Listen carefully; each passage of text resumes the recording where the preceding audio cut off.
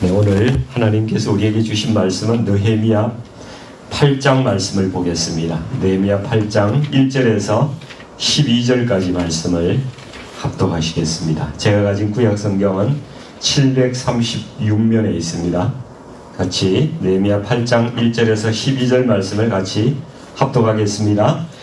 이스라엘 자손이 자기들의 성읍에 거주하였더니 일곱째 달에 이르러 모든 백성이 일제히 수문 앞 광장에 모여 학사 에스라에게 여호와께서 이스라엘에게 명령하신 모세의 율법책을 가져오기를 청하매 일곱째 달 초하루에 제사장 에스라가 율법책을 가지고 회중 앞 곧 남자나 여자나 알아들을 만한 모든 사람 앞에 이르러 수문 앞 광장에서 새벽부터 정오까지 남자나 여자나 알아들을 만한 모든 사람 앞에서 읽음에 뭇 백성이 그 율법책에 귀를 기울였는데 그때 학사 에스라가 특별히 지은 나무 강단에 서고 그의 곁 오른쪽에 선자는 마디랴와 스마와 아나야와 우리야와 힐기야와 마아세하여 그의 왼쪽에 선자는 부다야와 미사엘과 말기야와 하숨과 하스밧 하나와 스가랴와 머술람이라. 에스라가 모든 백성 위에 서서 그들 목전에 책을 펴니 책을 펼 때에 모든 백성이 일어서니라. 에스라가 위대하신 하나님 여호와를 송축하며 모든 백성이 손을 들고 아멘 아멘 하고 응답하고 몸을 굽혀 얼굴을 땅에 대고 여호와께 경배하니라.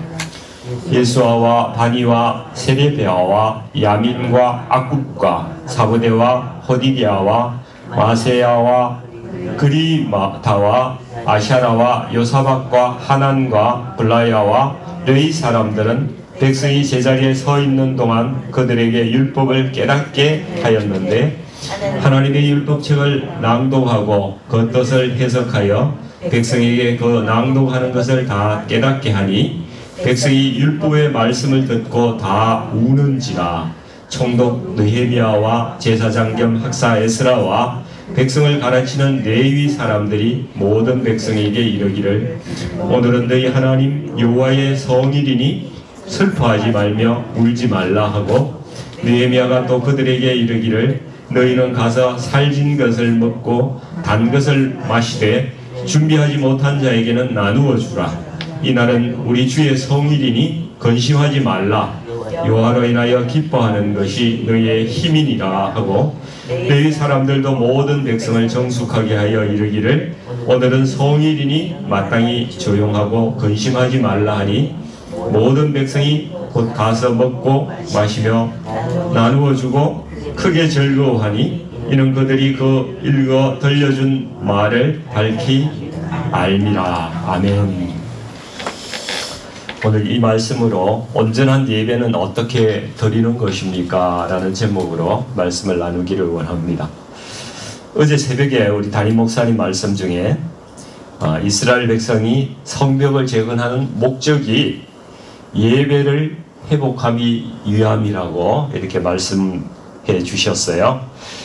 그래서 제가 보고 예배의 회복 장면이 나오는 오늘 느헤미야 8장 말씀으로 본문으로 설교하는 게 좋겠다 이런 생각이 들어서 토요일 본문으로 오늘 말씀을 좀 전하고자 합니다. 우리가 온전한 예배를 드리려면은 반드시 준비되어야 되는 것이 한 가지가 있는데요. 그것은 바로 우리 성도들의 마음의 변화입니다. 마음의 변화예요. 이것이 오늘 말씀의 핵심입니다.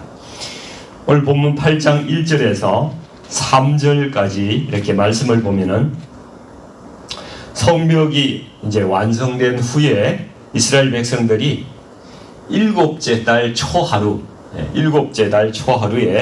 성전의 수문 앞 광장에 모여서 학사 에스라가 모세의 율법책을 가지고 와서 그것을 백성들에게 낭독하는 그러한 장면이 나옵니다. 히브리 민족의 일곱째 달 초하루라는 것은 7월 1일이잖아요. 7월 1일은 이스라엘 민족의 새해예요. 새해. 히브리력으로 새해에 해당되는 것입니다. 그래서 이것을 로시 하샤냐라고 히브리어로 이야기하기도 하고요. 우리 그가 배운 절기로 보면은 나팔절이라고 그래요. 이스라엘 백성들이 이제 새해의 새벽에 이렇게 수문 앞에 한 곳에 이렇게 모여가지고 하나님 말씀을 들으려고 이렇게 모인 거예요. 그러니까 한국에는 새해 새벽에 어디 갑니까? 저기 기차 타고 동해안에 가가지고 정동진 막 이런 데 가서 해돋이 보러 가잖아요. 그래서 소원 빌고 막 이렇게 하는데, 이스라엘 백성들은 오늘 보니까 새벽에, 새해 새벽에 하나님 말씀을 듣기 위해서 이 수문 앞 광장에 다 모였다는 것입니다. 신년 축복 성회가 되는 건데요. 이 성벽을 이제 막 완공하고 드리는 예배니까 얼마나 감격스럽겠어요. 또 예루살렘 성벽과 성문의 이 중수가 누구 한 사람이 한 일이 아니잖아요. 모두가 힘을 합쳐가지고 각자 맡은 분야 부분이 있어가지고 그것을 동시에 힘을 합쳐서 이렇게 이루어냈다는 점에서 이스라엘 백성들이 그 마음이 얼마나 뿌듯했는지 모르겠어요.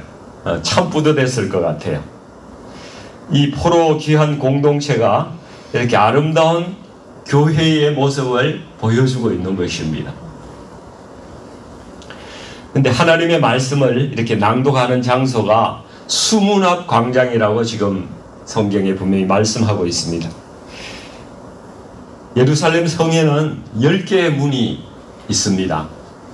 그 중에서 7째 문이 이 수문이에요. 수문. 그 워터 게이트예요. 워터 게이트. 그 수문은 성 안으로 물을 이렇게 운반해 들어오는 그러한 문입니다. 이 성경에서는 하나님 말씀을 물이라 그러잖아요. 생수라 그러고 항상 그렇게 비유를 합니다. 그리고 7째 문이 수문이라는 것도 하나님께서 어떤 뜻을 가지고 이렇게 만드신 것 같아요.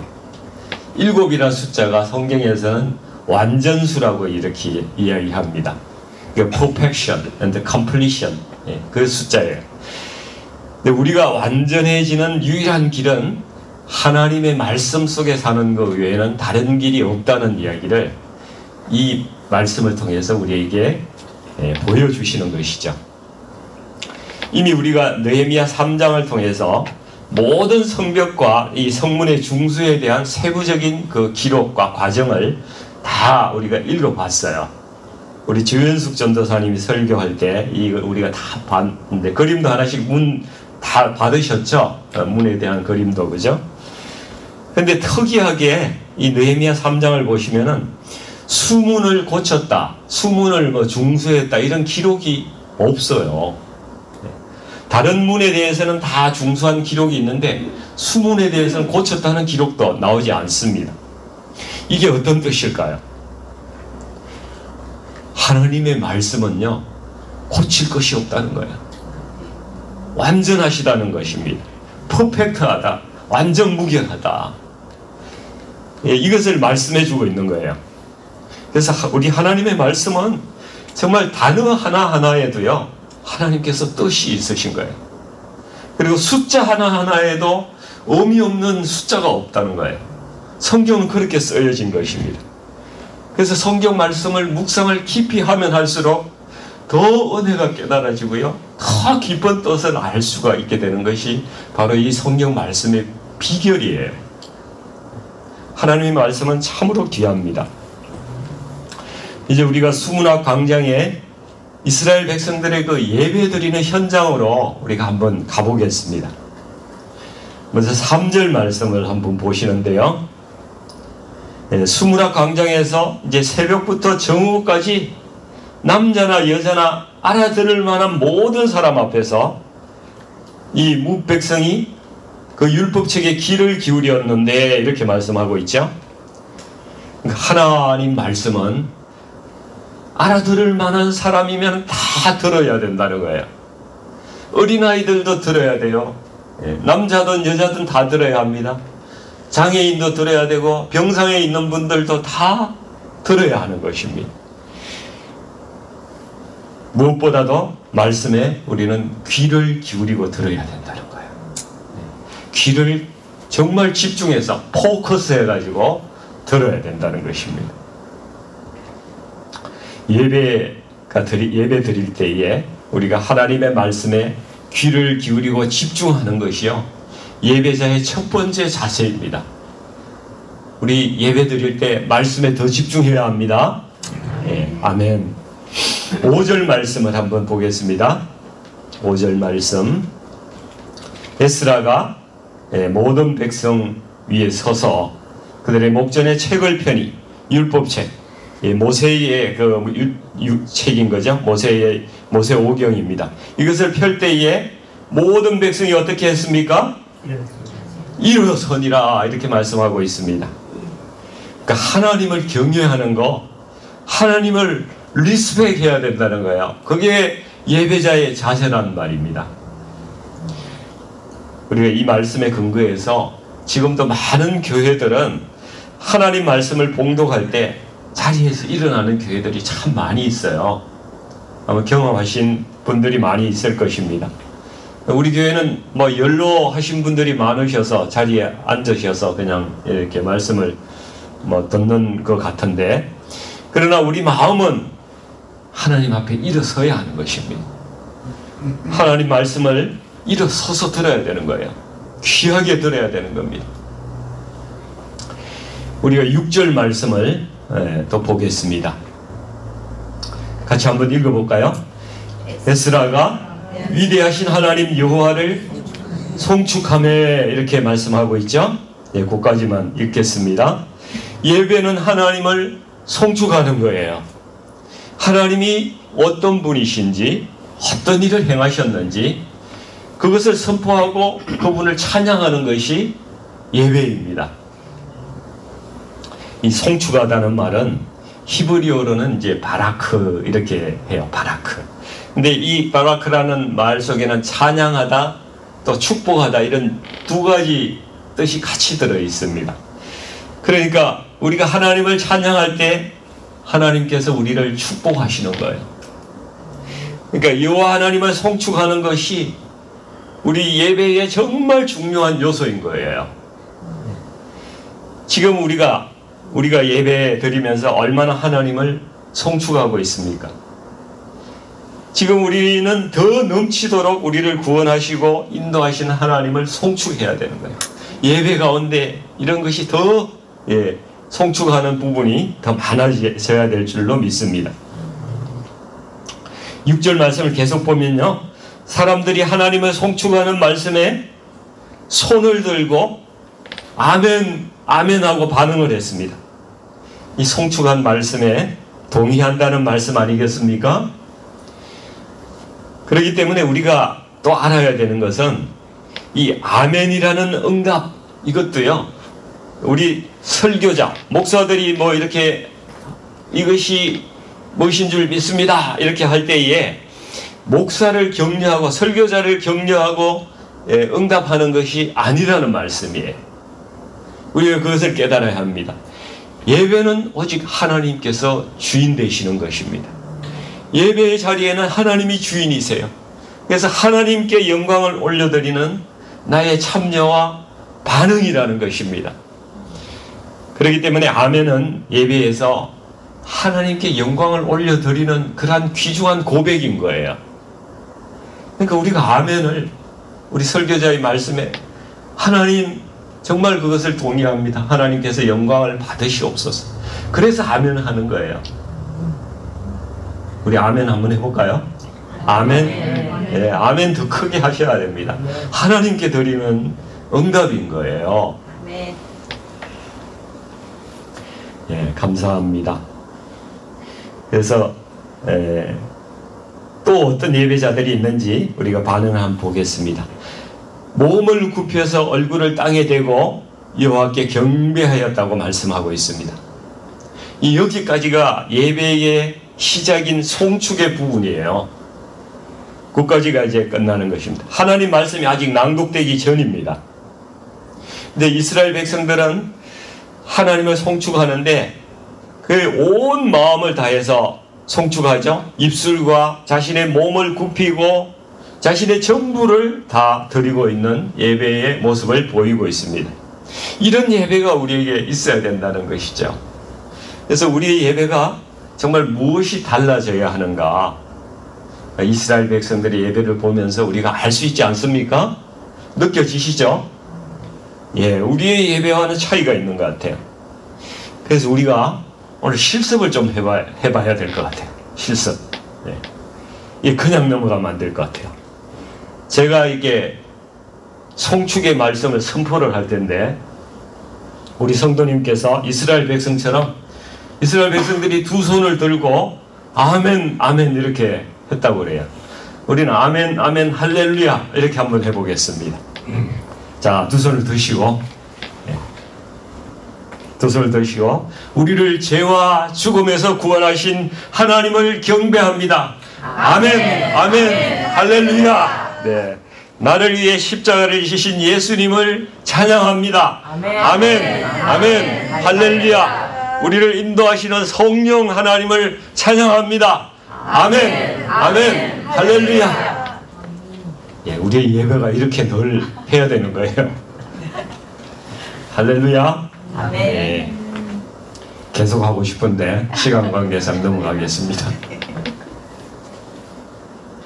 이 송축 순서 다음에는 느헤미야 8장 8절 9절 말씀을 보시면은요, 에스라가 이때 이제 율법책을 낭독합니다. 그 레위인들이 백성들 사이사이에 서서 그 뜻을 잘 깨달을 수 있도록 해석을 해줘요. 왜냐하면은 이게 포로지에서 산 사람들은 이 아람어를 이렇게 배운 사람들이고요, 히브리어를 제대로 배우지 않은 사람들이에요. 그래서 이제 성경이 히브리어로 써져 있기 때문에 그것을 히브리어로 이렇게 설명했을 때 아람어로 통역이 좀 필요한 것이죠. 그래서 그것을 설명해 줬다는 그런 뜻입니다. 지금 예배로 보면 우리 목사님이 말씀 봉헌하고 또 그 뜻을 풀어주시는 설교를 이제 쭉 하시는 거죠. 하나님이 주신 이 율법책을 낭독하고 그 뜻을 해석하고 백성들에게 다 깨닫게 했을 때 백성들이 율법의 말씀을 듣고 어떻게 합니까? 다 우는지라 이렇게 말씀이 쓰여져 있습니다. 백성들이 하나님의 말씀을 귀로 들은 것이 아니라 마음으로 들은 거예요. 마음으로. 그래서 말씀을 귀로 들으면요, 우리에게 변화가 일어나지 않습니다. 마음으로 들어야 그 말씀이 내 것이 되고 변화가, 내 마음의 변화가 일어나는 것입니다. 이 하나님의 말씀이 이 백성들의 마음과 생명 가운데 침투해서 들어가는 거예요. 그 말씀이 생명력이기 때문에 그 관절과 골수를 찔러 쪼개는 것입니다. 그래서 백성들이 하나님의 말씀을 들으면서 자신들의 삶이 너무나 이 말씀을 들으니까 타락한 걸 알게 되는 거예요. 너무 부족한 것을 알게 되는 것입니다. 그래서 그것을 깨닫고 울기 시작한 것입니다. 그러니까 이 울음의 의미가 무엇이겠습니까? 백성들이 회심하고 있는 거예요. 회개하고 있는 거예요. 그래서 그들이 자신의 죄를 하나님께 고백하면서 사무치도록 회개하면서 울기 시작한 것입니다.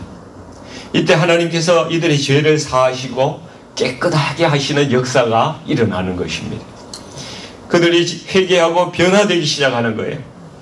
참된 예배는요, 그 예배 가운데 나의 죄가 회개되고 뉘우치고 죄를 슬퍼하는 그런 반응이 나타나는 예배인 것입니다. 이때 우리 가운데 마음의 변화가 일어나고 새 창조가 일어난다는 사실입니다. 그래서 예배 후에 백성들에게 느헤미야가 어떤 삶을 살라고 이야기하는가 하면요, 기뻐하며 또 나누며 즐거워하라고 말씀을 하고 있어요. 우리 삶의 예배의 영역에서 이렇게 살라는 것입니다. 우리 말씀을 잠깐 보시면은 백성들이 율법의 말씀을 다 울기 때문에, 듣고 울기 때문에 모든 백성에게 이르기를 9절에 오늘은 너희 하나님 여호와의 성일이니 슬퍼하지 말며 울지 말라. 그리고 그들에게 이르기를 너희는 가서 살진 것을 먹고 단 것을 마시되 준비하지 못한 자에게는 나누어 주라.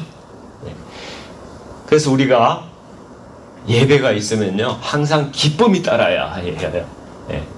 기뻐해야 하는 것입니다. 이날은 또 그 이스라엘의 거룩한 날이에요. 새해이기도 하고 나팔절이기도 하죠. 근데 하나님의 말씀은 이 성일일 뿐만 아니라 예배하는 날은 다 거룩한 날이에요. 거룩한 날입니다. 그래서 울지 말고 근심하지 말고 오히려 기뻐하라고 말합니다.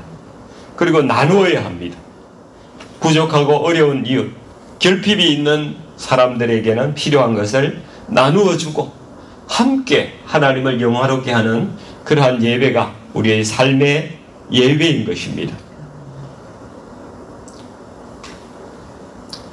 그 다음에 세 번째는 우리가 하나님의 말씀을 순종하라고 말씀하고 있어요. 오늘 본문은 아니지만 느헤미야 8장 13절에서 17절까지 말씀 쭉 보면요, 족장들과 제사장과 레위 사람들이 에스라를 찾아와요. 그래서 이제 우리가 무엇을 해야 됩니까? 이렇게 묻고 있습니다. 그럴 때 모세의 율법에 따라서 그 말씀에 따라서 너희가 초막절을 지켜야 한다.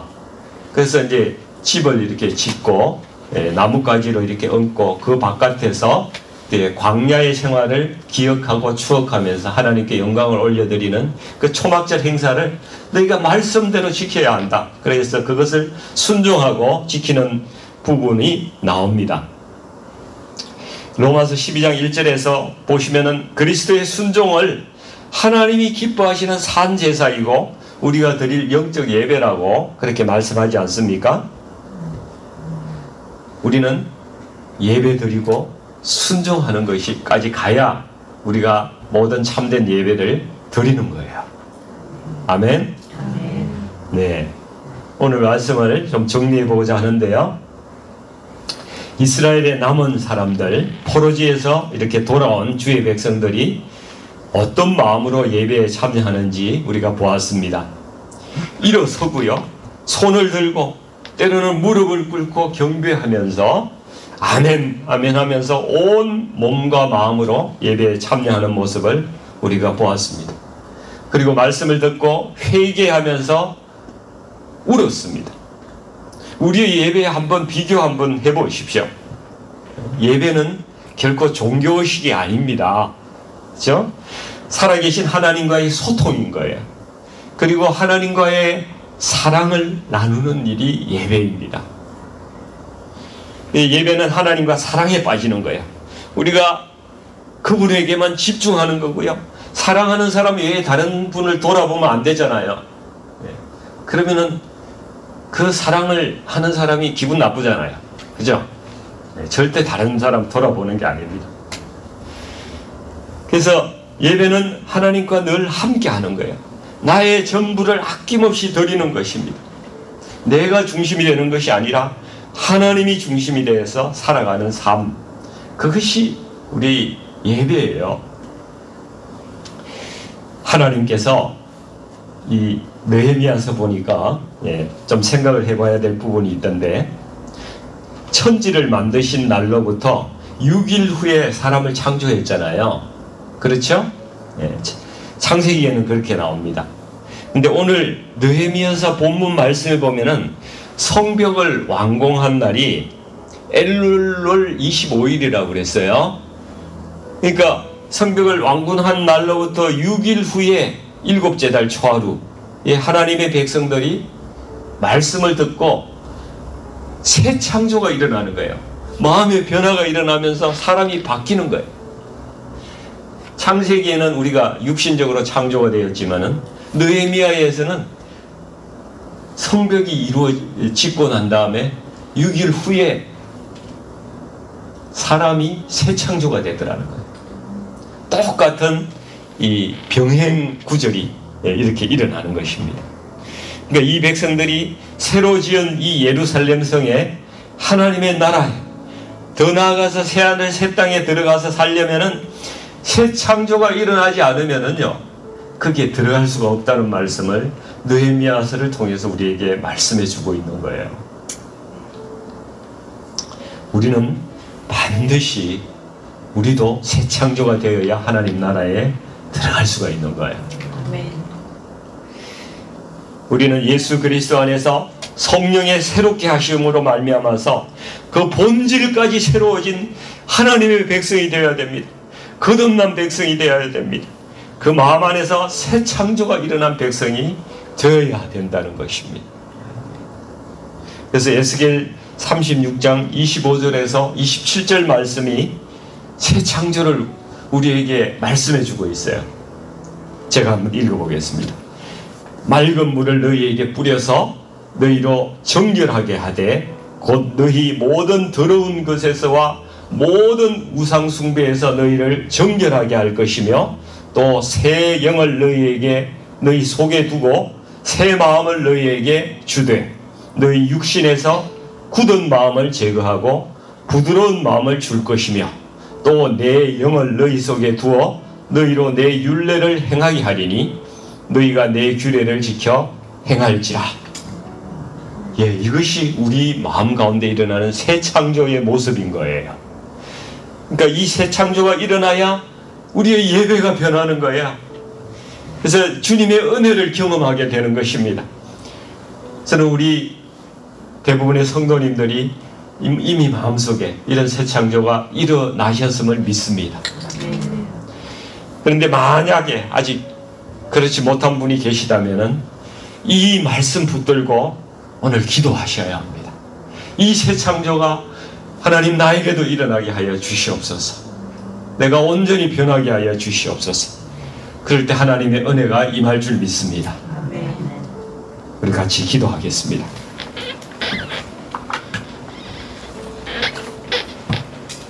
사랑하는 아버지 하나님, 저희들을 사랑하여 주시고 지금까지 인도하여 주시고 우리 마음 가운데 새로운 변화를 주시니 감사합니다. 아버지 하나님, 지금까지 저희가 참다운 예배를 잘 몰라서 하나님의 마음을 아프게 한 것이 한두 번이 아닙니다. 아버지, 저희가 예배를 통해서 새 마음이 부어지기를 원합니다. 거룩함과 정결함이 저희에게 부어지기를 원합니다. 아버지, 굳어있는 우리의 마음이 부드러워지기를 원합니다. 아버지 하나님, 성령님께서 우리 마음 가운데 오셔서 내주하시며 우리와 교통하기를 원합니다. 성령님, 우리를 온전히 새롭게 창조하여 주시고 인도하여 주시옵소서. 아버지 하나님, 우리가 예배를 통해서 하나님과 더 뜨거운 사랑을 나누기를 원합니다. 우리의 예배가 정말 변화되게 하여 주시옵소서. 아버지, 우리가 때로 소극적이고 방관자적인 그러한 태도로 아버지 하나님 가만히 앉았다가 하나님 가는 그러한 예배를 우리가 지금까지 드렸습니다. 아버지 하나님, 우리가 이제부터 하나님을 정말 만나기를 원합니다. 하나님을 뜨겁게 송축하기를 원합니다. 주님을 경배하는 참다운 예배자로 아버지 하나님 우리가 거듭나게 하여 주시옵소서. 말씀을 더 사모하고 귀를 기울이고 그 말씀을 통해서 늘 회개가 일어나게 하여 주시고 거룩하고 중결한 주의 백성으로 준비되어가는 그 성화의 과정이 하나님 예배 가운데 우리 가운데 아버지 하나님 일어나게 하여 주시옵소서. 주님의 귀한 이름으로 아버지 하나님 간절히 기도드리옵나이다. 아멘.